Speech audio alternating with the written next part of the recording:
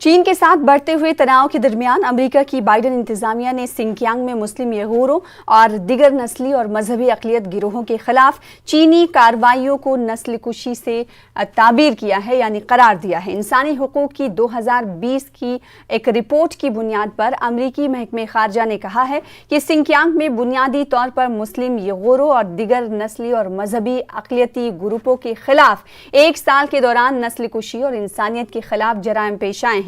Donald Trump इंतजामिया के खत्म होते दिनों के दौरान माइकल पोम्पियो ने पहले सिंकियांग में बाज़ाब्ता तौर पर नस्लकुशी का ऐलान किया। महकमे खारजा ने कहा है कि इस जुर्म में 10 लाख से ज्यादा शहरियों को परेशान करना, जिसमें जबरदस्ती नस्बंदी, जबरदस्ती इसकाते हमल और चीन की बर्थ कंट्रोल पॉलिसी का सख्ती से निफाज, इस्मत दरी, मनमानी तौर पर हिरासत में लिए जाने वालों की एक बड़ी तादाद पर अजियतें, जबरी मशक्कत और मजहबी एतकाद, इजहार राय की आज़ादी, नक्ल हरकत की आज़ादी पर सख्त पाबंदियां आयद करना शामिल हैं। महकमे खारजा ने कहा है कि चीनी सरकारी ओहदेदार और सिक्योरिटी खदमात देने वाली एजेंसियों ने अक्सर इंसानी हुकूक की पामाली की है और करती रही हैं। शैलेंद्र वांगू इस मौजू पर बातचीत करने के लिए हमारे साथ जुड़ रहे हैं, हमारे नुमाइंदे जो कि बैरूनी खबरों को और कवर करते हैं, ट्रैक करते हैं। साथ ही साथ कई माहिरीन से भी हम जुड़ने की कोशिश करेंगे कि दरअसल अमेरिका के इस बयान को किस तरह से देखा जाए, क्योंकि लगातार उइगर मुसलमानों को लेकर चीन पर सवालात खड़े होते रहे हैं, लेकिन इनका जवाब चीन नहीं देता है, सीधे से मुस्तरद कर देता था। एक ऐसे वक्त में जो बाइडेन इंतजामिया की तरफ से ये कहना कि जो उइगर मुसलमानों पर अजियतें चीन की तरफ से की गई हैं वो दरअसल नस्लकुशी थी, कत्लेआम था, इसे किस तरह से देखा जा रहा है। हमारे साथ हमारे नुमाइंदे शैलेंद्र वांगू जुड़ रहे हैं। शैलेंद्र, जो बाइडेन इंतजामिया की तरफ से उइगर मुसलमानों को लेकर एक अहम बात कह देना, हालांकि कई बार कई ममालिक की तरफ से इस तरह के इजहार ख्याल किए गए हैं, लेकिन सिरे से चीन इस बात का खंडन करता रहा है। आज जब जो बाइडेन इंतजामिया कत्लेआम करार दे रही है उइगर मुसलमानों पर जो चीन की अजियतें थीं, इसको किस तरह से देखा जा रहा है और कितनी अहमियत की हामिल हो जाती है एक ऐसे वक्त में ये बात?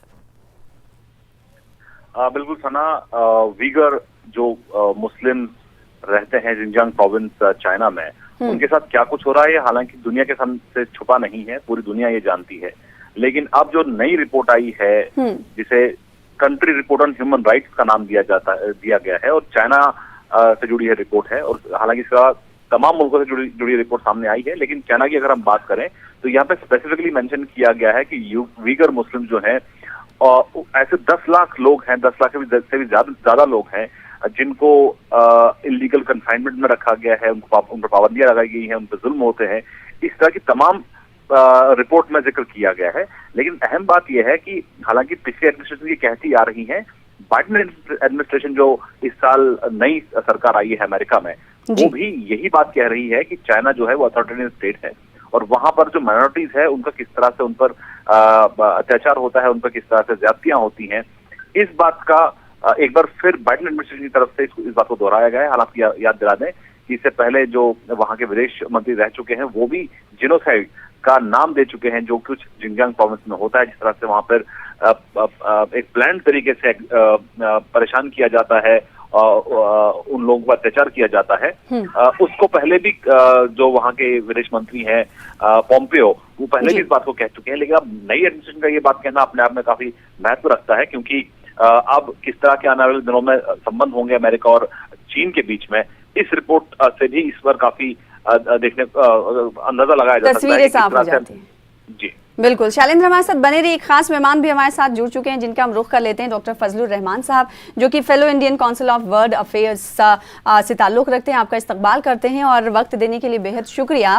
फजलुर रहमान साहब, सबसे पहले सवाल यही कि लगातार चीन पर उइगर मुसलमानों को लेकर जो तनकीद की जाती रही है, जैसे अजियतें उइगर मुसलमानों पर चीन की तरफ से की जाती रही, लेकिन चीन इस बात को मुस्तरद करता रहा है और अब बाइडेन इंतजामिया की तरफ से ये कह देना कि जीनोसाइड था, कत्लेआम था, एक बड़ी बात होती है। आपके नजदीक ये इसको किस तरह से बयान करेंगे आप? देखिए, इसमें 2-3 चीजें हैं। पहली बात तो ये बताऊं मैं कि कोई भी इसमें जो भी स्टेटमेंट हैं, जो रिपोर्ट्स हैं, उसमें कोई भी नयापन नहीं है। ये ट्रंप एडमिनिस्ट्रेशन ने भी कहा था, उनकी जो फॉरेन सेक्रेटरी हैं उन्होंने भी कहा था, पोम्पियो साहब ने भी कहा था, और ये पूरे का पूरा बाइडेन साहब की कैंपेन का भी हिस्सा था कि जो चाइना में हो रहा है वो ज्यादती हो रही है, वो जिनोसाइड हो रहा है, वो मासकर हो रहा है, सब चीजें हो रही हैं। तो इसके देखने के देखिए 2-3 जाविये हैं। पहली बात तो न्यू एडमिनिस्ट्रेशन का जो रुख है चाइना के तई, वो इसके जरिए एक बताने की कोशिश ये है कि चाइना हमारा जो है एक मेजर ओपोनेंट है, और वो गाहे बगाहे जब भी अमेरिका को अपना एक नया दुश्मन जब बनाना होता है तो पहला जो इशू लाते हैं वो लाते हैं जमहूरियत का, लाते हैं वो लाते हैं ह्यूमन राइट का, लाते हैं और बहुत सारी चीज लाते हैं। तो उसका रिफ्लेक्शन ये देखिए कि आप चाइना को उन्होंने पहले ये फिक्स कर लिया है कि हमें ये चीजें, आप हमारे जियो पॉलिटिक्स में आप हमारे एक हरीफ है हमारे, उसको इसे दे सकते हैं। दूसरी बात यहाँ तक कि इसके क्या असरात होंगे, जी। मुझे इस कहने में जरा भी कोई वो नहीं है कि इसके कोई असरात नहीं पड़ने जा रहे हैं। चाहे अरब ममालिक भी कहता रहा है, वो यूरोपियन कंट्रीज भी कहती रही हैं, ईयू ने भी लगातार कहा है और अमेरिका ने भी कहा है। तो अमेरिका के बाद मामला यह है कि दुनिया अमेरिका को खुद पूछती है कि जब आप ह्यूमन राइट की बात करते हैं तो आपने क्या किया है। तो सवाल यह कि काउंटर इनकाउंटर में जो सबसे बड़ा जो विक्टिम है वो वहां के मुसलमान हैं। तो इसका बहुत ज्यादा असर नहीं पड़ेगा, और इसमें बहुत ज्यादा चीजें रीड करना कि बाइडेन ने कोई बहुत नई बात कही है। ये उनकी एनुअल रिपोर्ट आती है, 2020 में उन्होंने इस बार चाइना को उन्होंने टारगेट कर लिया है, कभी वो इराक को टारगेट किया करते थे, कभी हिंदुस्तान को टारगेट करते थे, तो इसमें कोई नयापन नहीं है। लेकिन चाइना इससे किस हद तक मुतासिर होगा, मुझे जरा भी कोई ताज्जुब नहीं कि इसका उनके ऊपर जर्रा बराबर कोई भी असर नहीं पड़ेगा। चाहे यूएई तनकीद करे, चाहे अरबी तनकीद करे, चाहे ओआईसी तनकीद करे, चाहे यूएनओ करे, चाहे अमेरिका करे। तो इसको मैं देखता हूं एक चाइना और अमेरिका, फिर ये किस तरह की टैक्टिक्स आप इसमें समझ रहे हैं, क्या देख रहे हैं मुस्तकबिल में किस तरह की समत इस जानिब देखी जाएगी, आपको क्या लग रहा है? नहीं, इसमें कुछ भी बदलाव नहीं आने वाला है। हाँ। चाइना की अपनी पॉलिसी, चाइना लगातार ये करती, इस सारे के सारे इल्जाम को चाइना मुस्तरद करता रहा है कि हम उनको जो है अपने कल्चर में ट्रेनिंग दे रहे हैं। उनका ये कहना है कि हम का जो रेडिकलाइजेशन है, जो एक्सट्रीमिज्म है, जो टेररिज्म है, हम उससे उनको दूर कर रहे हैं। हम उसको नए कल्चर में अपने जो चाइनीज उनकी जो पॉलिटिक्स है, जो चाइना का कल्चर है, जो चाइना की तहजीब, हम उसको इनमें इंडोक्ट्रिनेट कर रहे हैं। तो ये चाइना का मौकिफ बिल्कुल भी बदलने वाला नहीं है, और ये तनकीद करना, कंडेम करना, ह्यूमन राइट्स रिपोर्ट्स को लागे बनाना, उसके लिए ग्लोबल कैंपेन करना, उससे जर्रा बराबर सिर्फ चाइना ही नहीं बल्कि देखिए ना, आप म्यांमार में देखिए, अरब वर्ल्ड में देखिए, सीरिया में, दुनिया में लाखों लोगों की कत्ल गारत हो गई। कहीं पे अमेरिकन हुकूमत ने या दुनिया की जो बड़ी बड़ी जो बॉडीज हैं उसने किस हद तक इन चीजों को रोकने में कामयाबी हासिल की है। तो उसी की एक ये कड़ी है कि रिपोर्ट लाई जाती है, कंडेम किया जाता है, फिर धमकियां दी जाती हैं कि सैंक्शन लगेगा, ये लगेगा। लेकिन चाइना पिछले जब से उइघुर का मामला है तब से सिर्फ यूएस से नहीं बल्कि और ममालिक ने भी तरकीब की है, लेकिन उसे चाइना की सियासत पे, चाइना की पॉलिसी पे कोई जर्रा बराबर भी असर नहीं पड़ा है। लेकिन फजलुर रहमान साहब, एक सवाल यहाँ पर ये उठता है कि जब मुख्तलिफ कंट्रीज इस हवाले से सवाल खड़े करती रही, रिपोर्ट्स आते रहे, मंजर आम पर आते रहे, लेकिन ये तमाम चीज़ें होती रही, उसके बावजूद भी चाइना में जो हुआ है कत्लेआम, जैसा कि रिपोर्ट्स में अब अमेरिका ने भी इसे करार दिया है, तो ये तमाम कंट्रीज मिलकर आखिर चाइना पे दबाव क्यों नहीं बना सकती, या फिर अगर दबाव ना बनाए तो एटलीस्ट इस हवाले से जाँच की सिमत में एक कदम तो उठाया जा सकता है? देखिए दुनिया के बहुत सारे जेनोसाइड में बहुत सारी इन्वेस्टिगेशन कमेटी बनी, बहुत सारे रिपोर्ट्स पाइल अप हैं, उसका कुछ अदल नहीं होता, कोई एक्शन नहीं लिया जाता। सवाल ये कि चाइना एक बहुत बड़ी इकोनॉमी है, बहुत बड़ा मिलिट्री पावर है, और कोई भी कंट्री इस उइघुर को लेके, चाहे इस मुद्दों को लेके अपने ताल्लुकात नहीं बिगाड़ना चाहती। ये सब बहुत ही लिप सर्विस है। मैं आपको यहाँ पे 3 एग्जाम्पल दूंगा। पाकिस्तान उसका बहुत बड़ा वो है, अच्छा मुल्क है, अच्छी दोस्ती है, उसका स्ट्रेटेजिक पार्टनर है। आप कितनी बार सुना कि पाकिस्तान ने किसी भी सतह पे या किसी भी फोरा पर कोई तनकीद की हो? सऊदी अरब का चाइना से क्या रिश्ता है, उसने कितनी तनकीद की है? ईरान का जो है, जो मुस्लिम सियासत का एक बहुत बड़ा मतलब वो है, एक सेंटर है जहां ये कहा जाता है कि भाई शियाइज़्म इस्लाम और पूरे मुस्लिम वर्ल्ड को लीड करना, उसके चाइना के जो बढ़ते इक़्तिसादी तल्लुकात हैं, जो पॉलिटिकल स्ट्रेटेजिक जो डिप्लोमेटिक रिलेशन है, वो आगे आ जाती है। तो कहीं ना कहीं से सबकी जो स्टेक्स हैं, कहीं मिलिट्री है, कहीं स्ट्रेटेजिक है, कहीं पॉलिटिकल है, कहीं इकोनॉमिक है, वो इन चीजों को बहुत ज्यादा हद तक स्पेस नहीं देते हैं कि वहां पे इन मसाइल को उभारा जाए। मैंने आपको टर्की की चाइना से रिश्ते बड़े अच्छे हैं, पाकिस्तान है, सऊदी अरब है, ईरान है। अभी मैं आपको एक बात बताता चलूं कि जब मोहम्मद बिन सलमान साहब चाइना आए तो उनसे सवाल किया गया तो उन्होंने कहा कि नहीं, वो अपनी दहशतगर्दी की लड़ाई लड़ रहे हैं। इमरान खान साहब ने यहाँ तक कह दिया कि मुझे कोई इल्म ही नहीं है। तो जो पूरी की पूरी जो सियासत है वो जियो पॉलिटिक्स जो होती है, जो एक जियो इकोनॉमिक्स होती है, वो इन चीजों को डिटरमिन करती है। और उसके आगे ये सारी इंसानी हुकूक जो है एक मोहरे बने होते हैं, कभी इस्तेमाल किया जाता है, कभी उनको ऊपर किया जाता है, कभी उसकी डिग्री को कम किया जाता है, कभी इसको बिल्कुल नकार दिया जाता है, कभी इसको निगलेक्ट कर दिया जाता है। तो ये ग्लोबल पॉलिटिक्स का अपना एक हिस्सा है। जी, आप हमारे साथ बने रहे। शैलेंद्र वांगू जो कि हमारे नुमाइंदे दिल्ली से जुड़े हुए, शैलेंद्र का रुख करेंगे। शैलेंद्र, इस रिपोर्ट के बाद और बाइडेन इंतजामिया के इस इजहार ख्याल के बाद वजारत खारजा की अगर हम बात करेंगे तो इस जानिब कुछ स्टैंड या रिएक्शन सामने आया?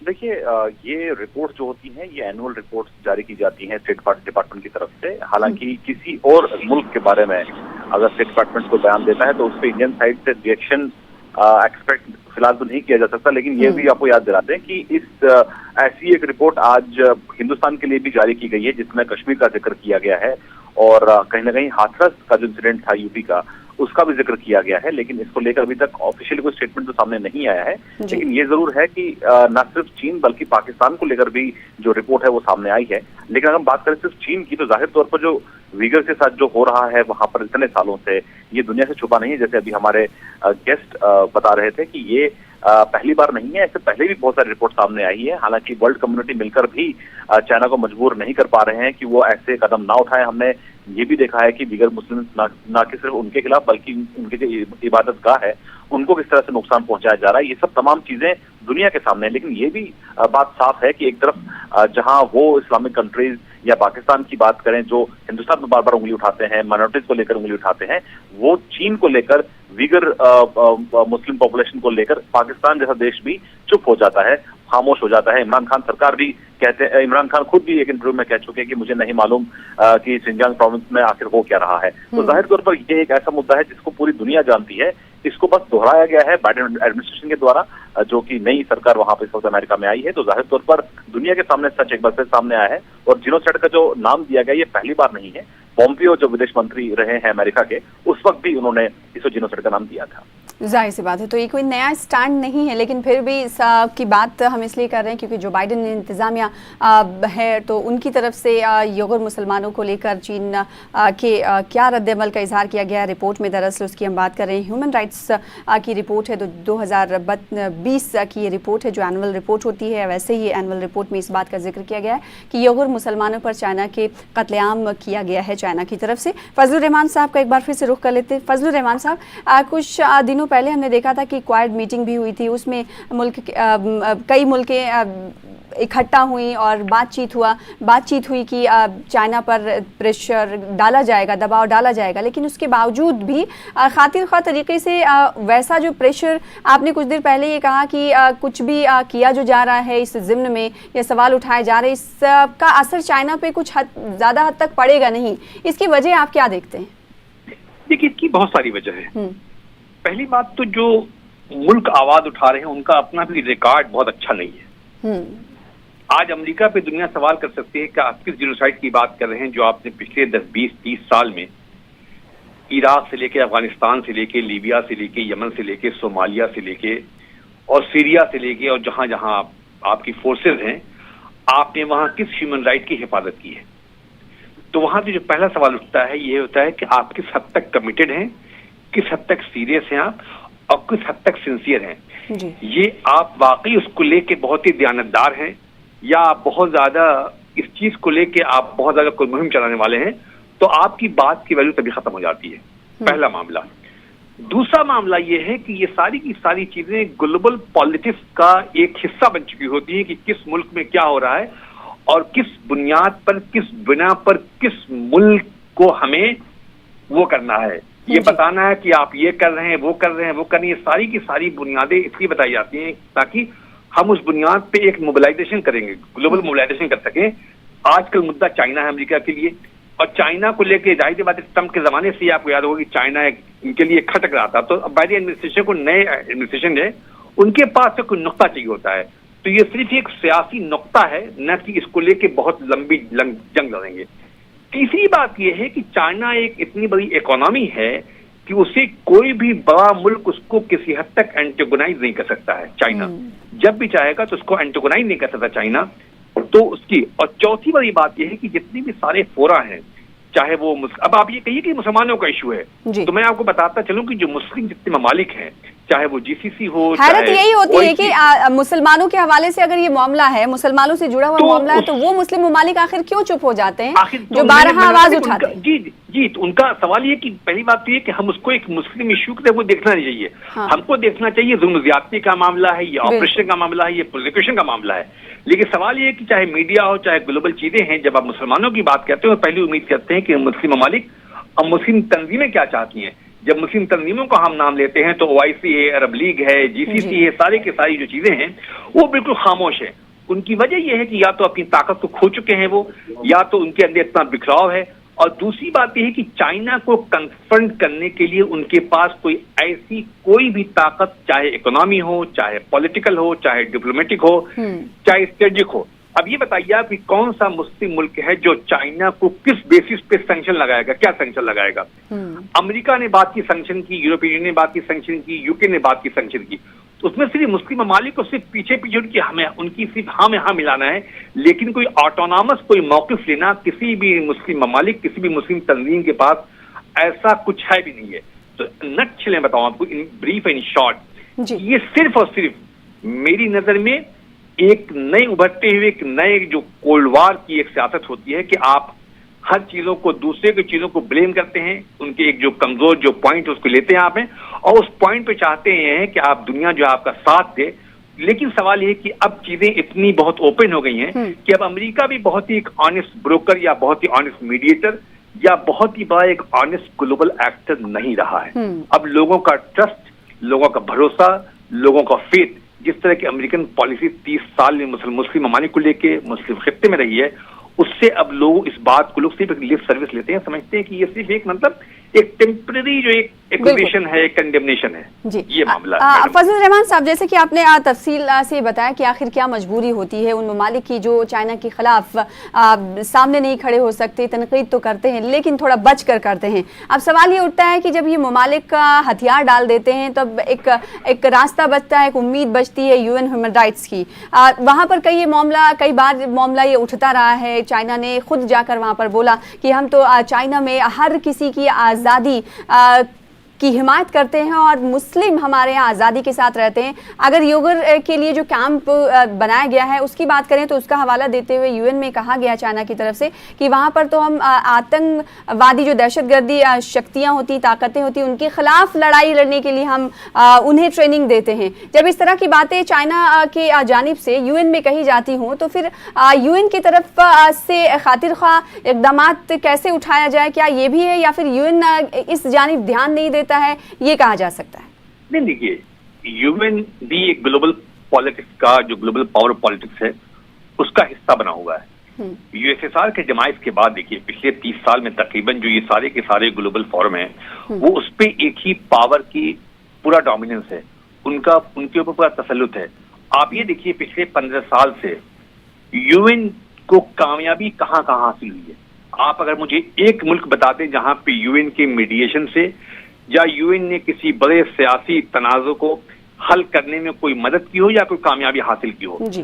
मेरे सामने मिसाल लीबिया की है, मेरे सामने मिसाल सीरिया की है, इराक की है, यमन की है। जिस तरह से चीजें वहां पे कत्ल गारत फैली हुई है, यूएन की कमेटी दर कमेटी की रिपोर्ट पड़ी हुई है। कमेटी यूएन अपने इन्वायर्स को अपॉइंट करती है, अपने एम्बेसडर को अपॉइंट करती है, वो रिपोर्ट देते हैं, यूएन सिक्योरिटी काउंसिल में जाते हैं, वो ब्रीफिंग देते हैं। लेकिन अल्टीमेटली उसका होता क्या है?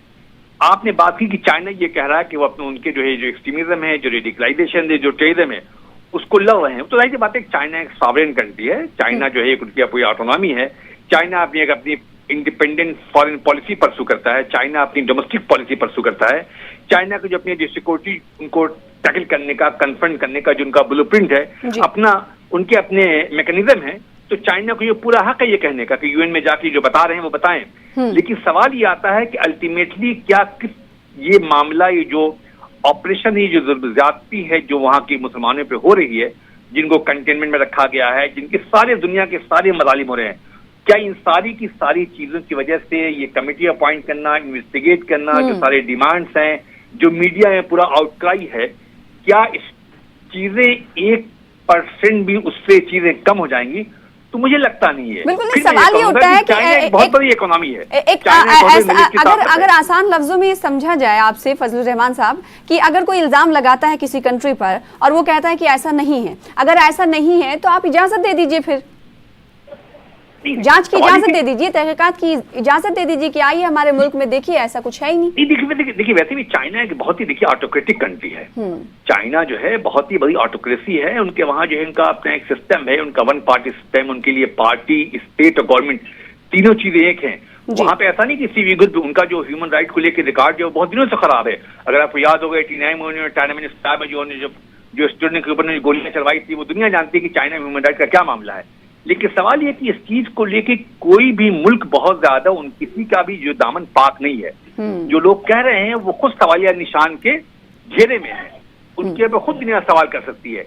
लेकिन इस सवाल जवाब में और कंडेमनेशन और क्रिटिसिज्म में मामला ये होता है हम उनको बताएं, ये उनको बताएं, हम फिर कुछ और पीछे जाएं, फिर आप और कुछ आगे जाएं, तो विक्टिम की जो सिचुएशन होती है वो तो वहीं बनी रहती है, जो मजलूम में मजलूम बना रहता है और दुनिया आलमी तौर पर सियासत होती रहती है। मेरा ये मानना है कि जो मजलूम है मजलूम बिल्कुल सही कहा आपने कि हिमायत और मुखालिफत का तो दौर दौरा रहेगा, लेकिन जो इस जुल्म और ज्यादती का निशाना बनाया जा रहा है उसकी हालत इस वक्त कैसी है, उस पर तवज्जो देने की बहुत जरूरत है। क्या लगता है कि यहूर मुसलमानों की चीन में कुछ हालत जार में तब्दीली आ सकती है? आपको ऐसा कुछ लगता है मुस्तकबिल में?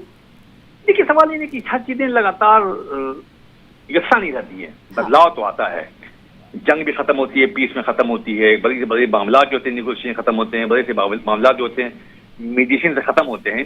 लेकिन चाइना की जो लगातार जो पॉलिसी है, चाइना की जो अपनी जो सियासत रही है, और सिर्फ माइनॉरिटी के लिए नहीं बल्कि वो अपने लोगों के लिए बहुत ज्यादा, ऐसा नहीं कि बहुत ज्यादा वो रहमदिली का मामला करते हैं अपने लोगों के साथ, उनकी जो पूरी स्टेट का जो मैकेनिज्म है वो खुद अपने आप में बड़ा ऑप्रेसिव है।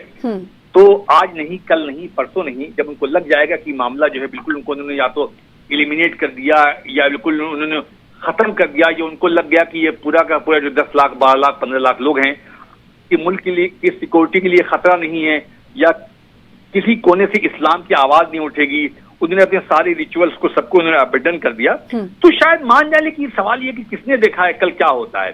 फिलहाल मामला ये कि फिलहाल जो चीजें वहां हो रही हैं वो बहुत ही खतरनाक और बहुत ही दिल को लर्जा देने वाली है। और ये कि अमेरिका के साथ बहुत सारी हुकूमतें आएंगी जाएंगी, बाइडेन साहब का एडमिनिस्ट्रेशन आएगा, कोई और एडमिनिस्ट्रेशन आएगा, उनकी अपनी नई नई सियासत होती है, ब्लूप्रिंट होती है, अपना किसके साथ किस मुल्क को कितना टैकल करना है, सारी चीजें होती रहेंगी। फिर मैं कहूंगा कि मजलूम की हालत वहीं की वहीं बनी रहती है, और मुस्तकबिल जाहिर सी बात है आज नहीं कल हालात तो बदलेंगे। देखिए हालात कब बदलेंगे, और आज की सियासत ये होती है कि आपकी सियासत सीधे सीधे जो है वो ग्लोबल पावर से कनेक्टेड है। अमेरिका अगर बहुत ज्यादा सीरियस हो जाए, अमेरिका बहुत ज्यादा नहीं, हमको इन मामलों को यूएन में ले जाना है, हमको इस मामले में अपना उसमें देखना है, यूरोपियन यूनियन में इस मामले को उठाना है, पूरी ग्लोबल कैंपेन करनी है, तो आज की सियासत जो है माइट इज राइट पे है।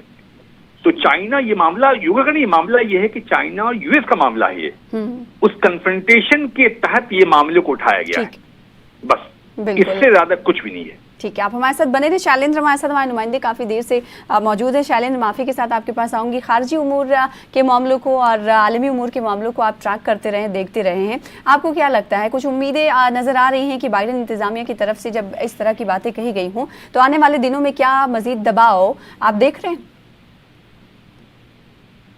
देखिए जाहिर तौर पर जहां तक इस तरह की रिपोर्ट का अगर आप हवाला दें तो कहीं ना कहीं इंटरनेशनल प्रेशर तो जरूर है चाइना के ऊपर, लेकिन जिस तरह की कंट्री चीन है, एक ऑटोक्रेटिक कंट्री है जिसकी हमारे गेस्ट भी बता रहे थे, और वहां पर जिस तरह का माहौल है, जिस तरह का रूल वहां पर होता है, तो ऐसे में ये उम्मीद करना कि चीन सुधार करेगा ये बिल्कुल गलत होगा, इस तरह की उम्मीद करना, क्योंकि चीन के अंदर जो सिस्टम बना हुआ है और खासतौर से जो जिनजियांग प्रोविंस में जो हालात बने हुए हैं, चीन उससे सुधारने के लिए कोई कदम नहीं उठाएगा। हालांकि अगर हम जहां तक इंटरनेशनल प्रेशर की बात कर रहे हैं कि तो ये अमेरिका पहली बार नहीं, अमेरिका बार बार ये बात कह चुका है। हमने ये भी देखा कि वुहान में जिस तरह से वायरस फैला था, उसके बाद ये कहा गया कि वहां पर एक टीम जाएगी, यूएन माफ कीजिए WHO की टीम जाएगी जो वहां पर जांच करेगी उस वायरस की। तो उस दौरे पर भी बहुत परेशानी हुई थी पहले की चीन तैयार नहीं था, लेकिन जब अंतर्राष्ट्रीय दबाव बना तो चीन को ये बात माननी पड़ी और एक WHO की टीम वहां पर गई थी, जिसके बाद जो भी उन्होंने वहां पर मुआयना करना था उन्होंने वो किया। लेकिन कहने का मकसद ये है कि जिनजियांग प्रोविंस में जो कुछ भी चीन कर रहा है जाहिर तौर पर ये पूरी दुनिया के सामने है, ज्यादा अंतर्राष्ट्रीय दबाव की बात है, तो अगर हम बात करें न सिर्फ चीन की बल्कि पाकिस्तान की भी, पाकिस्तान के अंदर जिस तरह के हालात है और वहां पर जो माइनॉरिटी होता है उस पर भी अंतर्राष्ट्रीय दबाव काम नहीं कर रहा है। जाहिर तौर पर हालांकि पाकिस्तान कंपेरेटिवली बहुत कमजोर मुल्क है और छोटा देश है चीन के मुकाबले, लेकिन वहां पर भी जिस तरह से माइनॉरिटीज जिसमें सिख हैं, हिंदू हैं, उनके खिलाफ जिस तरह की जातियां हो रही हैं, उनके इबादत गाह पर जिस तरह से हमले हो रहे हैं, इंक्रोचमेंट्स हो रही हैं। अभी 2 दिन पहले भी ऐसा एक वीडियो सामने आया था पाकिस्तान से, जहां पर एक मंदिर में तोड़फोड़ की गई थी। तो उस तरह के जो इंस्टेंसेस है उस पर भी जाहिर तौर पर अंतर्राष्ट्रीय दबाव तो है, लेकिन पाकिस्तान उसको इम्प्लीमेंट करने के लिए, उसको रोक लगाने के लिए वो कदम नहीं उठा रहा। और हमने ये भी देखा है कि जिस तरह के वहां पर माइनॉरिटीज रही हैं पाकिस्तान में, वो आजादी के बाद उनका जो ग्राफ है वो बिल्कुल नीचे चला गया है। तो जाहिर तौर पर एक इंटरनेशनल प्रेशर जरूर रहता है, एक अंतर्राष्ट्रीय छवि जरूर रहती है जो बिगड़ जाती है, चाहे चीन की बात करें या पाकिस्तान की बात करें। तो ऐसे में अंतर्राष्ट्रीय दबाव कितना कारगर होता है ये अपने आप में देखने वाली बात होगी। जाहिर सी बात है, ये देखने वाली बात होगी, कुछ कहा नहीं जा सकता। फजलुर रहमान साहब, आपका बेहद शुक्रिया न्यूज़ 18 उर्दू के साथ जुड़े रहने के लिए और तफसील से इस बारे में हमारे साथ बातचीत करने के लिए, नाजरीन को पूरी तफसील के साथ जानकारी फराहम करने के लिए। साथ ही शैलेंद्र, आपका भी बेहद शुक्रिया हमारे साथ जुड़े रहने के लिए। फिलहाल खबर दोपहर में मुझे दीजिए इजाज़त, आगे भी होगी मुलाकात। आदाब।